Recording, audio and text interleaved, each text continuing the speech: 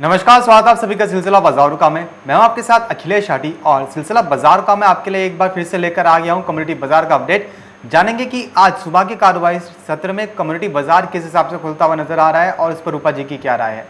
तो बीते सत्र में हमने कैसे सीड को 6000 के भी ऊपर जाते हुए देखा था। दरअसल कैसे सीड की जो कीमतें हैं उनके अंदर एक अचानक से उछाल आया था। अचानक उछाल के बाद हमने कैसे की कीमतों में अचानक से करेक्शन भी बनती हुई देखी। उसके कुछ फैक्टर्स है जो मैं आपके साथ साझा कर देता हूँ। सबसे पहला मजबूती की बात करेंगे तो कैसर सीड का जो प्रोडक्शन है इस बार कम रहने का अनुमान है, क्योंकि पिछले साल कैस्टर का जो बाज़ार था वो क्रैश हो गया था और किसानों ने दूसरी फसलों की ओर रुख कर लिया था, जिसकी वजह से इस बार कैस्टर की जो सोइंग है कम देखने को मिली, जिसकी वजह से प्रोडक्शन भी कम देखने को मिल सकता है। और दूसरा, निर्यात मांग अच्छी खासी देखने को मिल रही है कैसर सीड की, जिसकी वजह से कैसर की जो कीमतें हैं उनके अंदर एक अच्छी तेज़ी देखने को मिल रही है। आइए रूपा जी से जान लेते हैं आज कैसर में क्या लेवल्स देखने को मिल पाएंगे। रूपा जी, देख रहे हैं कि कैसर भी आज 5900 के घरों में कारोबार करता हुआ नजर आ रहा है। बीते सत्र में 6000 के ऊपर कारोबार करता हुआ नजर आया था। तो अब आपको क्या लगता है, जिस हिसाब से कैसर सीड की जो कीमतें हैं वो उनके अंदर एक उठापटक का माहौल काफी ज्यादा देखने को मिल रहा है, तो एक सस्टेनेबिलिटी कब तक देखने को मिल पाएगी? देखिए, अभी मुनाफा वसूली हावी हुई है और एक्सपायरी पास आ रही है, तो इस वजह से उठापटक का माहौल देखने को मिल रहा है। लेकिन अक्टूबर वायदा अभी भी 6000 के ऊपर कारोबार करता हुआ दिखाई दे रहा है। जब तक कैस्टर 5800 के ऊपर सस्टेन है, यहाँ से अभी भी 200 पॉइंट का करेक्शन है। अगर 5800 के ऊपर की सस्टेनेबिलिटी रहती है, 5800 का स्तर नहीं टूटता, तो वापस से खरीदारी आती हुई दिखाई दे सकती है। फंडामेंटल काफी पॉजिटिव है इस कमोडिटी के।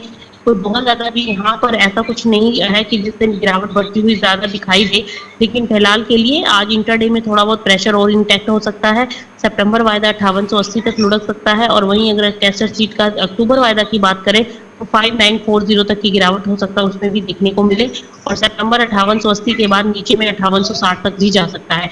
तो मेरे हिसाब से अभी इनमें वेट करें, थोड़ा सा नीचे डिप आने पर उसमें खरीदारी की रणनीति बनाकर जा सकता है। For a long term point of view, short term में इंट्राडे प्रोस्पेक्टिव से सेलिंग को लेकर चल सकता है। जी, तो यानी कि कैसे सीड की जो कीमतें हैं जब तक 5800 के ऊपर तब तक तेजी की ओर है। हालांकि कैसे सीड का वायदा बाजार नीचे में भी जाता हुआ नजर आ सकता है, लेकिन निचले स्तर पर घबराना नहीं है। रूपा जी के अनुसार कैसे सीड में निचले स्तर पर खरीदारी करके चला जा सकता है। रूपा जी, बात करें यहाँ से बिनौला खल की, तो देख रहे हैं सितंबर वायदा 2753 पर कारोबार करता हुआ नजर आ रहा है। रूपा जी, आपने पहले बता दिया था कि बिनौला खल की जो कीमतें उनमें अभी ऑनर भी देखने को मिल पाएगी और वैसा ही हम देख भी रहे हैं। तो रूपा जी, अब आपको यहाँ से क्या लगता है, क्या बिनौला खल में अभी और गिरावट देखने को मिलेगी? देखिए, बिनौला खल में अभी गिरावट थोड़ी सी और हावी हो सकती है, और अगले महीने के वायदा में और जबरदस्त गिरावट हमें देखने को मिल रही है। 200 का वायदा जो है बदला देखने को मिल रहा है। तो अभी फिलहाल तेजी तो बनती हुई दिखाई नहीं दे रही, क्योंकि कॉटन का भी सेंटीमेंट चेंज हो चुका है। फिलहाल प्रेशर बनता हुआ सभी कमोडिटीज के ऊपर दिखाई दे रहा है। तो इस गिरावट के अंदर मुझे लगता है कि सितंबर वायदा की बात करें तो 2680 तक लुढ़क सकता है, और दिसंबर वायदा 2460 तक नीचे जा सकता है। ओवरऑल ट्रेंड नेगेटिव बनता हुआ यहाँ से फिलहाल दिखाई दे रहा है। अभी थोड़ा सा वेट करना चाहिए, इसमें खरीदारी को अवॉइड करना चाहिए।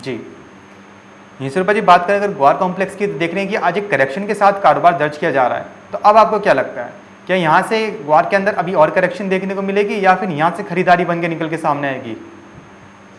देखिए, ग्वार के अंदर काफी उठापटक हमें पिछले सप्ताह भी देखने को मिली थी। लगातार खरीदारी के बाद अब बाजार ऊपरी स्तरों पर मुनाफा वसूली दिखाते हुए नजर आ रहे हैं। जो लगातार तेजी थी अब वो कहीं ना कहीं गायब होती हुई ग्वार के अंदर दिखाई दे रही है। जो सेंटीमेंट बना था कि फंडामेंटली देखा जाए तो बारिश कम होने की वजह से जो ग्वार की प्रोडक्शन के ऊपर इम्पैक्ट आया था, उसकी वजह से तेजी बनती हुई दिखाई देती। लेकिन अभी भी बाजारों के अंदर खरीदारी जो है वो ट्रेडर्स करते हुए दिखाई दे रहे हैं इन लेवल्स के ऊपर भी। लेकिन वायदा के अंदर गिरावट देखने को मिल रही है, और अभी एक्सपेक्टेड है कि गिरावट बढ़ सकती है, क्योंकि इसका फंडामेंटल कोई बहुत ज्यादा सपोर्टिव नहीं था खरीदारी के लिए। इसीलिए अभी नीचे में अगर गिरावट आती भी है, यहाँ से और ज्यादा हावी होती है, तो अक्टूबर वायदा की बात करें तो नीचे में 9600 तक लुढ़क सकता है, और वहीं सितंबर वायदा की बात करें तो 9500 तक की गिरावट नीचे देखने को मिल सकती है। लेकिन वहां से वापस से हो सकता है कि एक बार खरीदारी फिर से जमती हुई दिखाई देगी। तो इसलिए बहुत ज्यादा नेगेटिव भी नहीं हुआ है अभी सिनेरियो। तो एक रेंज बाउंड आप कह सकते हो कि देखने को मिल रहे ऊपरी स्तरों से बिकवाली हावी हुई है। जिन नीचे से माल खरीदा था वो प्रॉफिट बुक करते भी नजर आ रहे हैं वायदा के अंदर, और अभी एक्सपायरी भी पास में है। इस वजह से अगले महीने के वायदा में तेजी बनती हुई आगे आने वाले दिनों में दिखाई दे सकती है। सेम एज इट इज ग्वार सीज के अंदर भी 6000 के ऊपर है, तो कोई बहुत ज्यादा घबराने की जरूरत नहीं है। इसमें भी तेजी बनती हुई दिखाई दे सकती है। ग्वार सीज मुझे लगता है कि अक्टूबर वायदा 6500 का स्तर आने वाले दिनों में दिखा सकता है। जी, यहीं से रूपा जी बात करें अगर एडिबल ऑयल कॉम्प्लेक्स की, तो देख रहे हैं कि सोयाबीन का सितंबर वाला एक बार फिर से 8,000 के ऊपर निकला है और देख रहे हैं कि जो मस्टर्ड सीड है वो भी 8100 के ऊपर कारोबार करती हुई नजर आ रही है।